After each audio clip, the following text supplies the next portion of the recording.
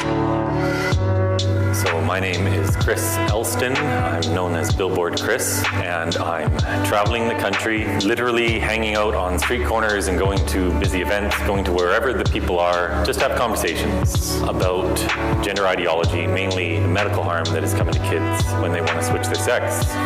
Because we have children who are being indoctrinated either in school or primarily on social media as well, to believe that it is stereotypes that determine their sex or their gender. So overwhelmingly, it is supportive. At least I would say 9 out of 10 people support what I'm doing. People know instinctively this is wrong. We should be letting children grow up because it's not stereotypes that define who they are. If a child is gender non-conforming, we should just encourage that. That's fine. You don't need pharmaceutical drugs, cross-sex hormones, and surgeries to find your true inner self. But people understand this. People are supportive. It's just most of the supportive people are quiet. I'm just going to keep traveling the country, keep having these conversations, because I know eventually we win this battle. It's just a question of how much damage is done to children before that happens.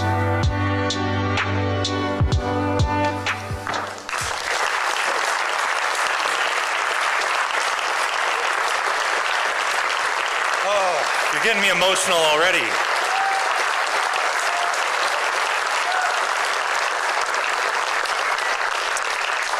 So my name's Chris. I've been on a unique mission for a little over 3 years to raise awareness about what I consider to be the greatest child abuse scandal in modern medicine history. Our national treasure, David Menzies, just did a phenomenal job exposing the absurdity of all of this. But unfortunately, this goes beyond just the absurd, and it goes into tremendous child abuse. In North America, and back when this video was shot, I was just traveling Canada, but since the borders opened up, I've been traveling into the US and I'm traveling across the world now as well.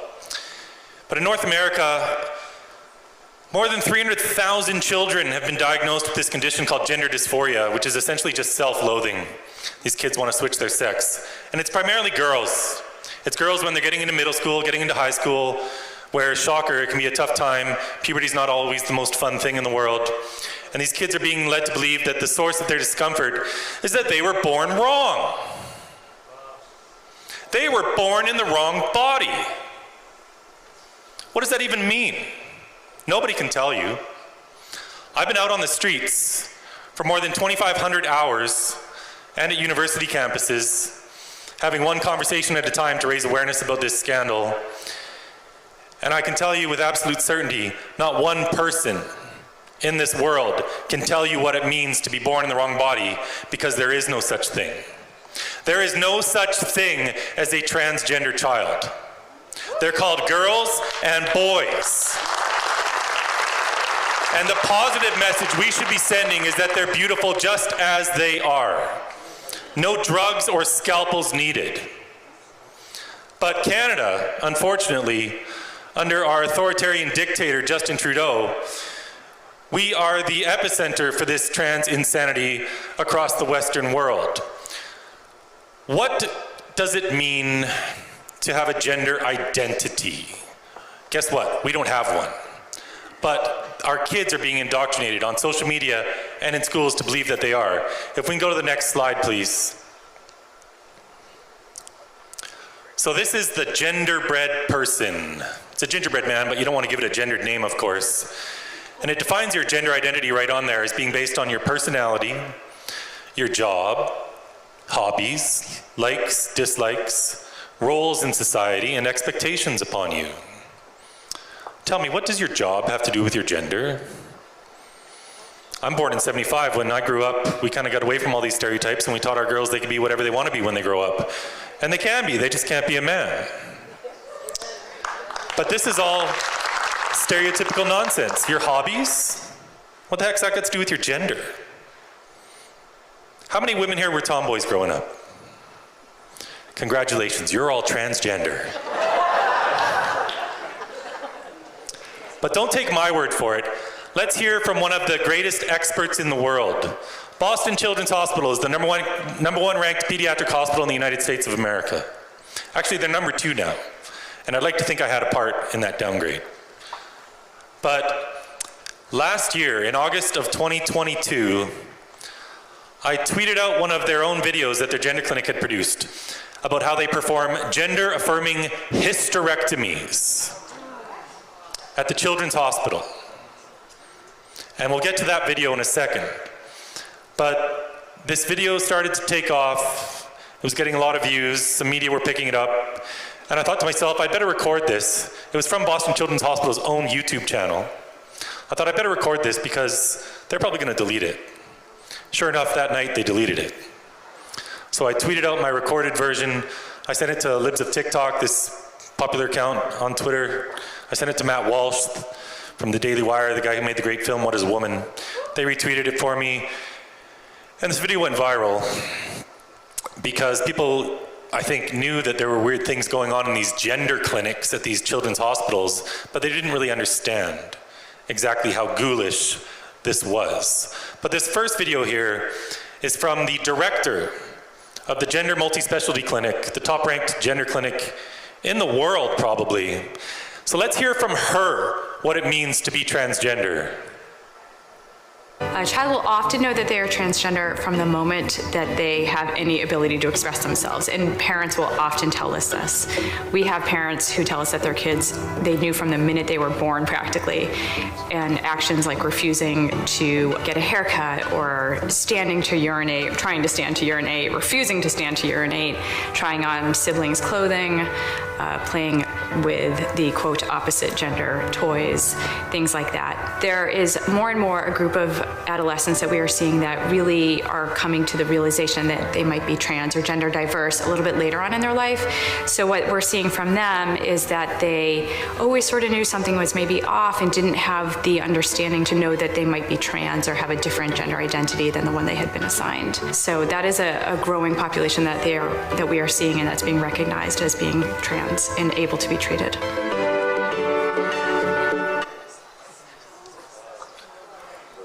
No big deal. If you're playing with the wrong toys, you can be treated for that.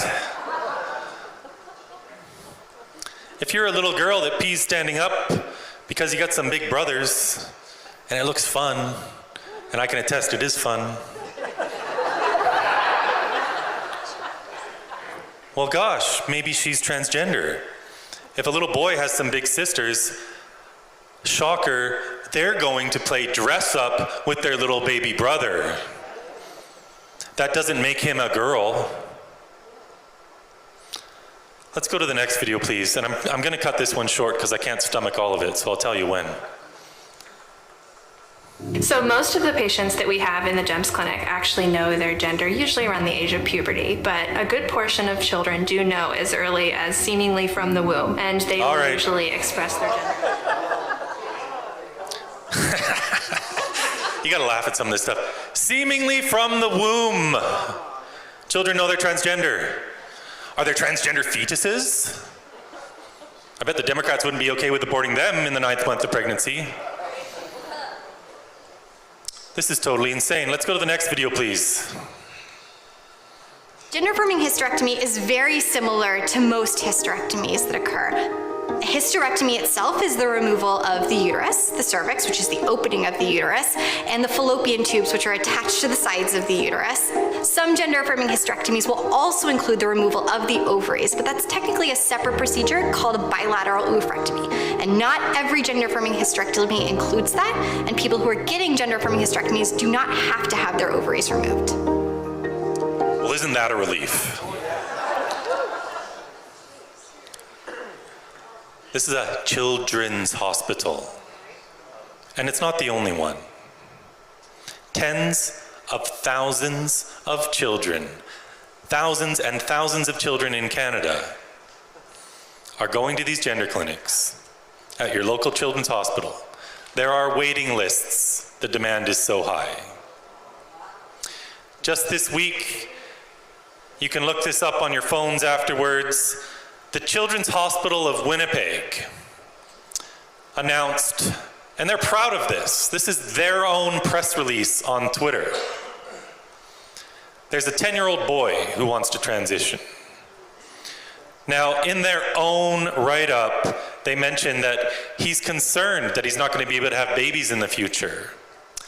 But that's okay, because he has dreams of being a world-famous actress when he's older, and he won't have time for babies anyway.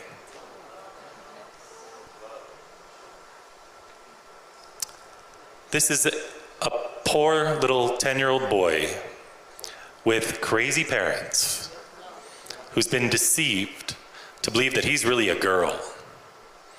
And crazy parents are going along with it.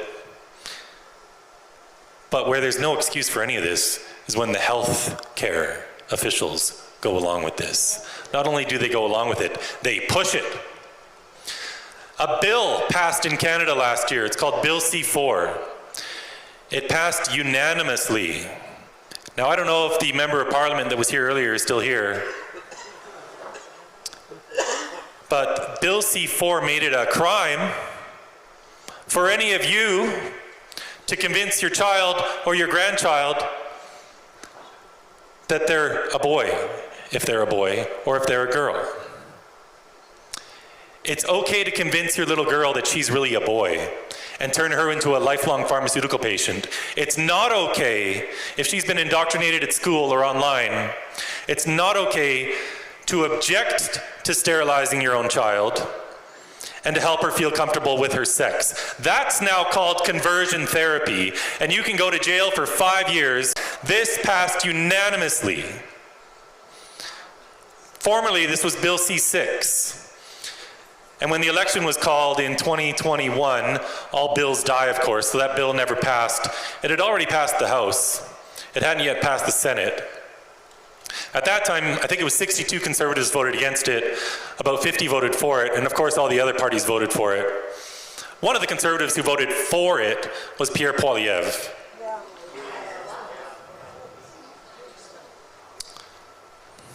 Pierre's got some work to do on this issue.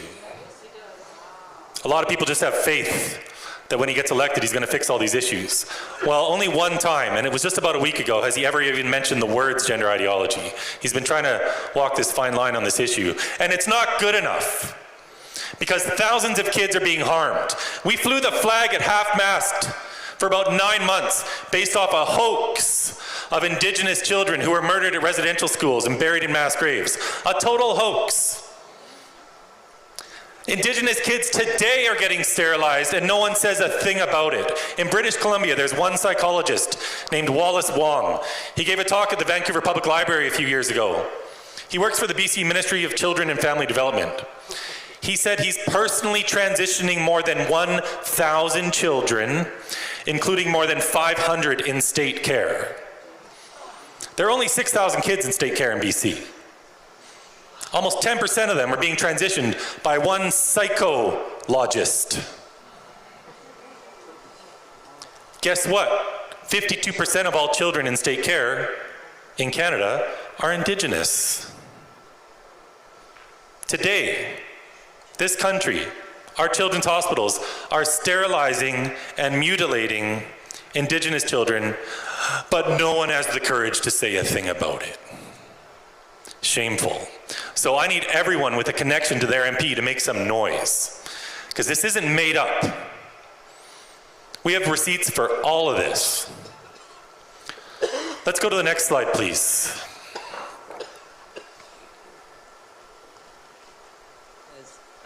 Okay, so pause it for 1 sec. So that man on the right there is Marcy Bowers. He says he's a woman. He is the president of the World Professional Association for Transgender Health. This is the organization that writes the standards of care that our children's hospitals claim to follow. They can follow. There's really no rules for any of this. It's the Wild West of medicine. But he's the president, and in the middle of that is Johanna Olsen Kennedy. She is the person who runs the gender clinic at the Children's Hospital of Los Angeles, the busiest one in North America. She received a grant a few years ago for $5.7 million where they could conduct research into giving the opposite sex's hormones to 8-year-olds, provided they were already entering puberty. The only kids really entering puberty at 8 would be girls, so they're giving testosterone to 8-year-old girls. These people are ghouls. This is evil. This is a cult that has permeated all of society. But here is Marcy Bowers talking about giving puberty blockers to boys at what is called Tanner Stage 2. So Tanner Stage 2 is the scientific term for the beginning of puberty. For girls, this is when their breasts first start to form. It's probably 2 years before they've had their first period. So they're gonna be 9, 10. Boys are gonna be a year or two later. Now listen to what he says. Let's go. The second was an observation that I had, that every single child who was, or adolescent who was truly blocked at Tanner Stage 2 has never experienced orgasm. I mean, it's really about zero. These are of course, these are just assigned male at birth, so trans feminine, and it's because they never in their lives are exposed to testosterone. That doesn't change. That doesn't change. So blockers prevent the rise of testosterone, and they don't really go on testosterone at or around surgery or into adulthood. And so we don't know. They're going to have this sensation. There's no question about that. But are they going to be able to achieve sexual satisfaction? It's important in relationships, and I know that from my work with female genital mutilation survivors, that the lack of being able to be intimate with a partner is very important. And so this is what really raised the red flag for me, is to say, look, we need to have our eyes open about it. I think it's been beneficial talking about it. I know Joe and many others have reported to me, you know, they've changed their approach a little bit in their informed consent models, and that we're talking about masturbation now. We're talking about, okay, that's an area of the body that's got very dysphoric for you, but you know what? All a penis is just a large clitoris. I mean, it's all the same material. It really is. So you know, use it for the pleasurable purposes, partially that it was intended, and you know, we'll see what happens. But these are to be answered questions. So can we avoid puberty and get good adult results? And secondly, how do we assure someone that they're going to be able to be sexually responsive? Do we remove the blockers during the course of their adolescence and let a little bit of puberty come back? Do we delay it a little bit, maybe into Tanner's 3 or 4, maybe before they have their first orgasms, maybe?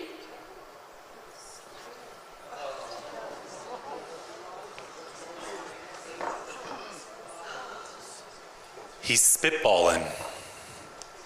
What do we do? Do we let a little puberty happen? Do we take them off later on? Do we start the blockers later? They don't know what they're doing, but they're doing this to tens of thousands of children. These boys will never have an orgasm as an adult. They're sterilizing kids. Puberty blockers combined with the opposite sex's hormones are sterilizing children. Now, I had another video right after this, but the sound is really poor quality. So I'll just tell you, I have a video of Kellen Lackhart. This is a woman who now says she's a man.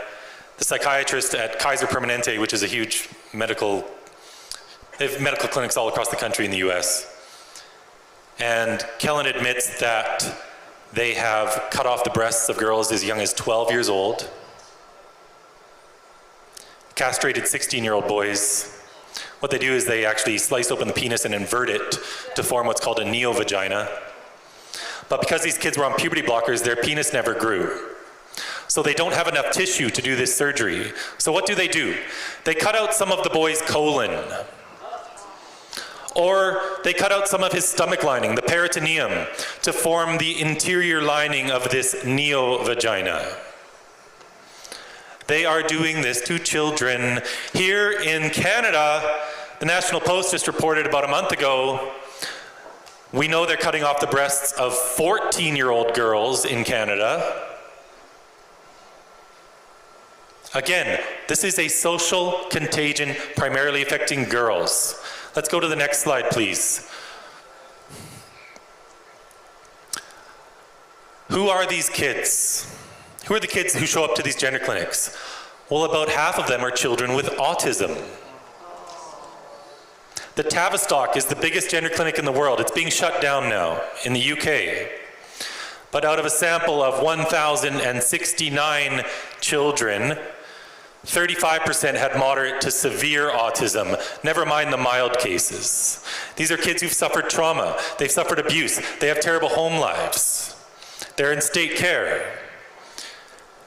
These are girls and boys who've suffered sexual abuse. Guess what? A little girl who's been sexually abused for years probably isn't loving being a girl right now. And if you give her an option where she can opt out of her sex to escape what for her is the greatest source of all this terrible oppression in her life, of course some of these girls are going to jump at the opportunity. They're trying to escape abuse. And we call this love and progress. Next slide, please. The number one thing you'll hear when you talk about this from these trans activists is if we don't cut up and sterilize these kids, they're gonna kill themselves. Really? We're told we have to affirm or else they will commit suicide. If a girl is anorexic and she wants to kill herself, do we affirm her anorexia? Do we say, yes, sweetheart, you're overweight, let's give you some liposuction? Of course not. Do we do this for any other mental health condition? Of course not. And guess what? Suicides don't go up if you don't transition kids, obviously. This is a lie. It's a despicable lie used to coerce parents to go along with this. They're told you can have a dead daughter or a live son, and it's used to silence people anytime they object to this. Well, whether you believe in creation or evolution, I've got news for you. People weren't killing themselves because they were going through puberty. If you believe in God, this ideology teaches that God made us wrong. If you believe in evolution, this ideology teaches that somehow 1 billion years of the process of natural selection has failed. And for the first time in history, we need a pharmaceutical company to help our children be their true selves. Totally insane. So it's all a lie. The other thing you hear is that puberty blockers are reversible. How is time reversible? If a girl goes on puberty blockers from 11 to 16, her breasts don't grow, her hips don't get wider, she loses bone density. Well, guess what? Those years of development are gone. She's not going to start going through puberty in her late teens and into her 20s. These boys end up with a micropenis for life. It's not reversible.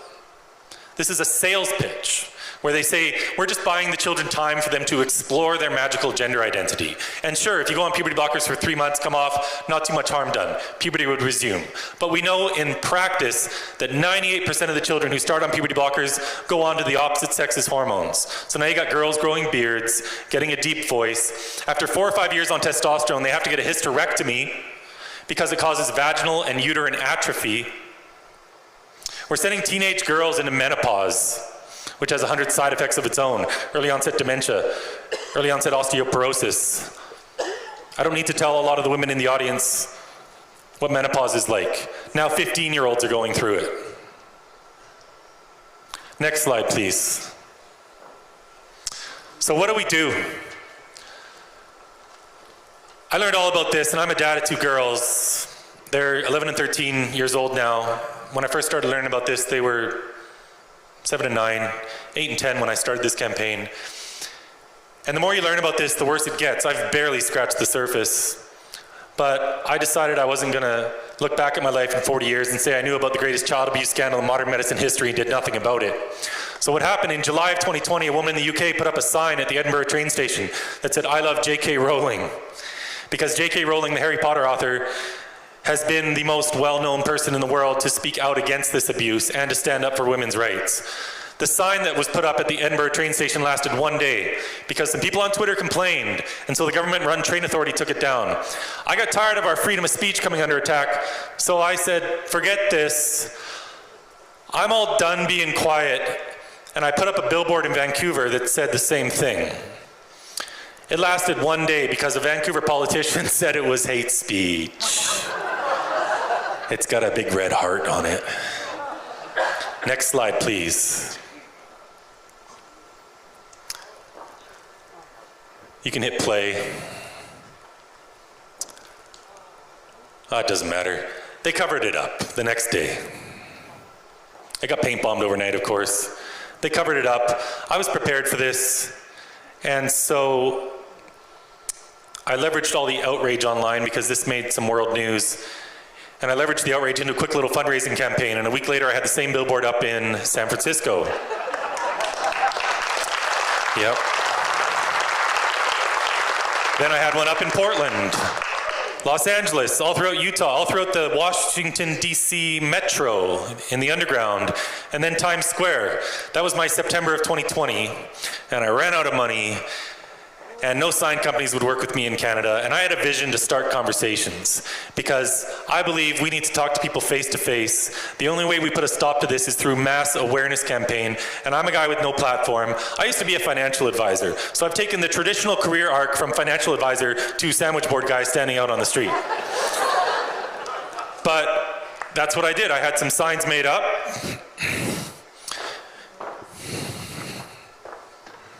And I go outside, and I stand very quietly, and I have this sign on my front: children cannot consent to puberty blockers. And I normally have this sign on my back, which is my very technical definition of a dad, a human male who protects his kids from gender ideology.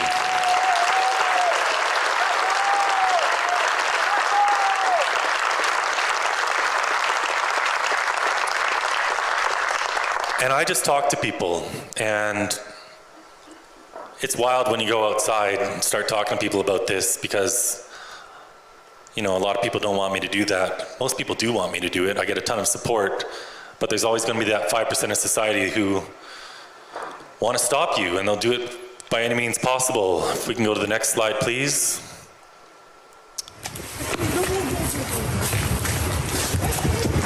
Okay, we can go to the next slide. There's a whole bunch of swearing, so I don't want to get into that.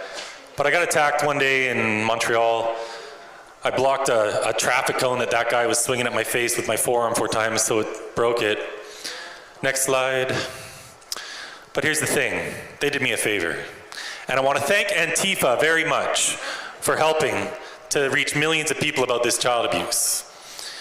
Because when things like that happen out on the street, and we can go to the next one, all it does is elevate our message and help us to reach more people.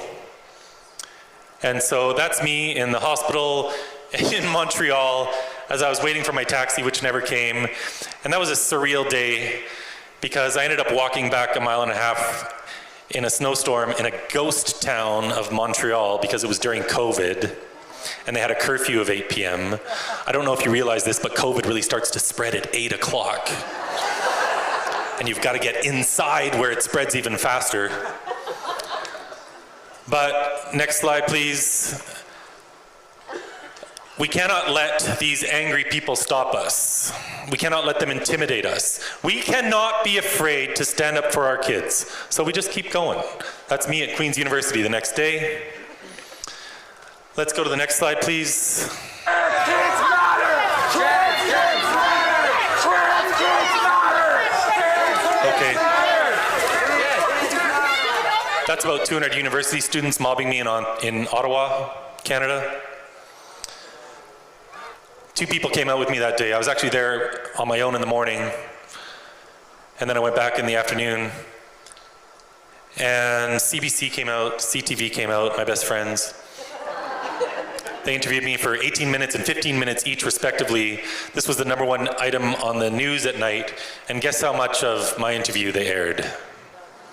0. Because they're only looking for something hateful to come out of my mouth. And as I hope all of you can tell, this is not about hate. So you give them nothing. So they just run with the lies. But our country is being harmed dramatically by lying media and cowardly politicians.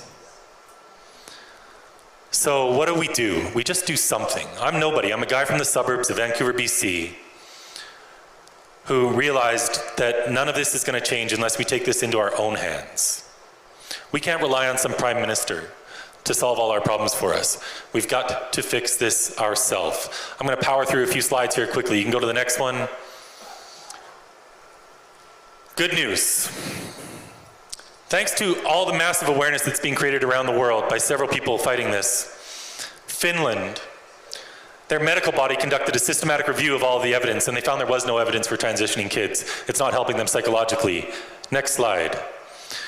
Sweden followed suit, same thing. They put a stop to this there. Next slide. And the next one. England, same thing. The National Health Service conducted a systematic review of all the evidence, and they have put a stop to this. No more children in England will receive puberty blockers. There's never been a proper clinical trial into this. It's all just a wild experiment on kids, except it's not even an experiment because there are no rules to follow. There are no randomized control trials.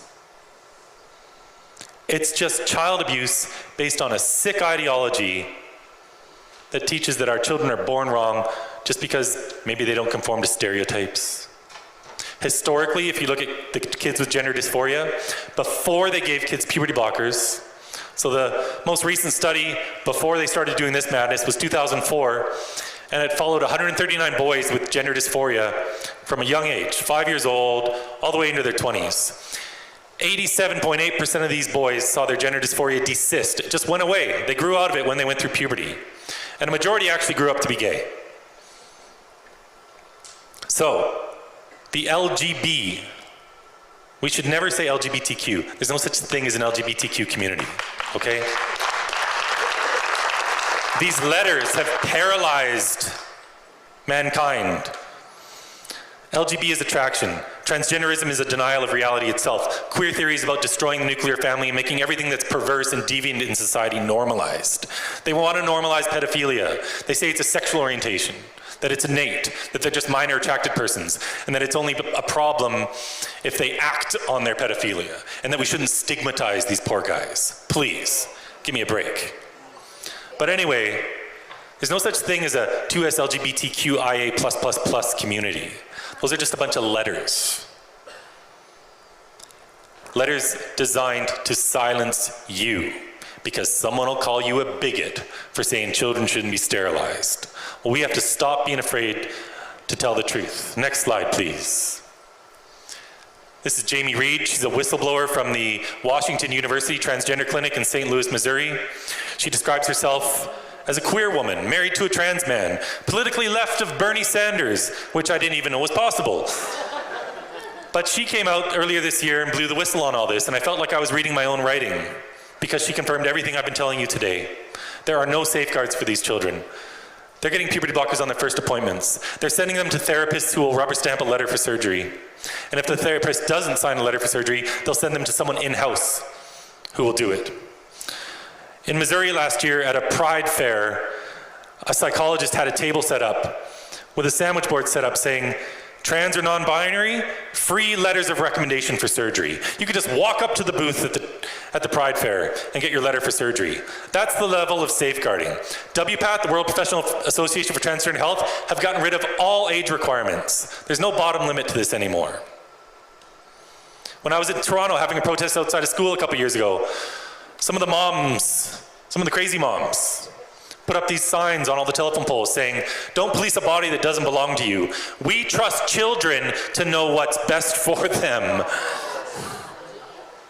This is the trend among the far left, that children have agency over all these decisions in their life. So we've just got to get loud, and we got to stop it, and we need our politicians to stop being afraid, because this is a winning issue.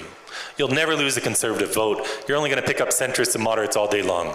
I've had more than 20,000 conversations on the street, more than anyone in the world. More than 90% of the population supports me.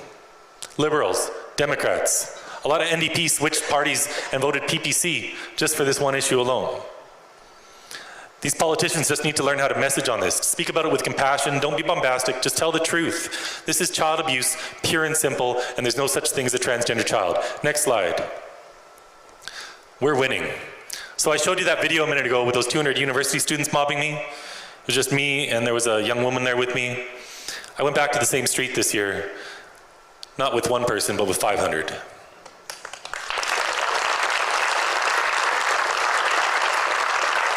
A A month later, there were 30,000 people across Canada. Immigrant communities. They're not down with this. None of them. Black community, not down with this. Hispanics, not down with this. But I'm going to finish this off, and I'm sorry I went over time, but this last video is very important. This sums it all up. This is a video of a woman named Prisha Mosley. I found this on the website Reddit about a year and a half ago. I think she probably expected 30 or 40 people to see it, but it was so powerful I tweeted it out, and it's been seen millions of times. And I was hoping she wouldn't get mad at me for doing that, and she didn't. And she's a true hero who has been testifying across the United States in state legislatures, where just in the past year alone, 20 different states have put a stop to this child abuse. So it was always going to happen there first, and it's going to spread across the border here. But let's listen to Prisha's testimony. I can't believe this happened. I ruined my life.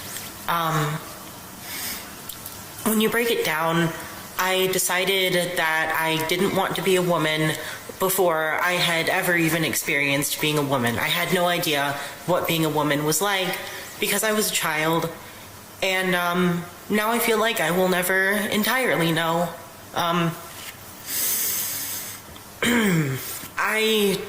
I want to say that I really feel like some people in the trans community and the trans medicalists and the doctors really, really target the most vulnerable of us.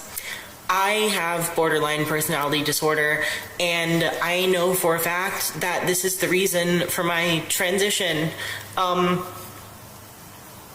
It's a very difficult mental illness, and one of the core features is not having any sense of self or identity. And my doctors knew this.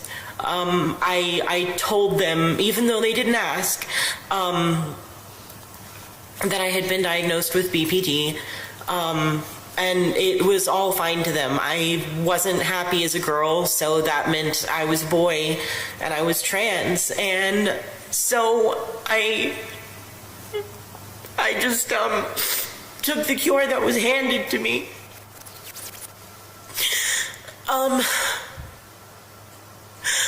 I was told that I was being given a cure, and I wouldn't want to kill myself anymore. And it wasn't true. I didn't want to cry in this video, but this is such a hard thing to talk about. I lost a lot of things to this, and I just hope that anyone else who's going through what I went through as a young girl will not be prescribed hormones and surgery because of other things. You know, there are so many mental health disorders that make you hate your body, and the solution isn't to change your body, it's to fix your brain, you know? I just don't want anyone else to ever feel this way. I lost my voice, I lost my chest. I don't know if I'm going to be able to have kids. I feel like no one wants to date me or love me because I'm ruined.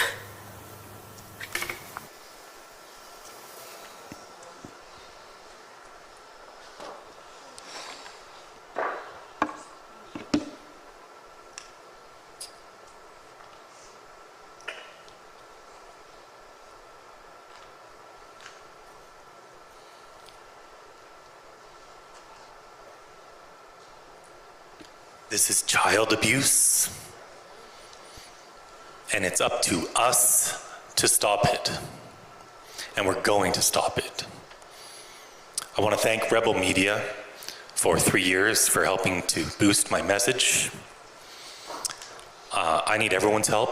You can follow me on Twitter, which is where I do all my campaigning, at Billboard Chris. You can go to my website, billboardchris.com, and support me through there if you want. But what I really need people to do is to get educated about this and start having conversations, because this is not a fringe issue.